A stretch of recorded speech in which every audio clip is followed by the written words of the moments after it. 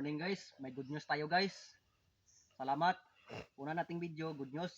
Itong sakit na UTI. Kasi sa barangay Kabulakan, nagkita kami. Nakilala niya ako, nag-vlog ako nitong UTI na sakit.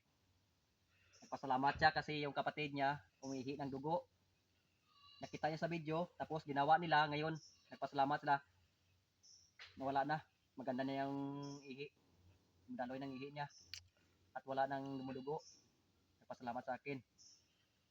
Kasi mahilig kasi kumakain ng ng junk foods, soft drinks. Pag-aral, tapos na mag-aral, junk food na lang kinakain niya. Ngayon, nagpasalamat siya, wala na talaga. Mayroon ng isa, si Simon Kapindo, taga Kabulakan. Ngayon, wala na siyang UTI, laging sumasakit yung kanyang hawak. Ngayon, good news, nagpasalamat siya ito sa sakit na UTI.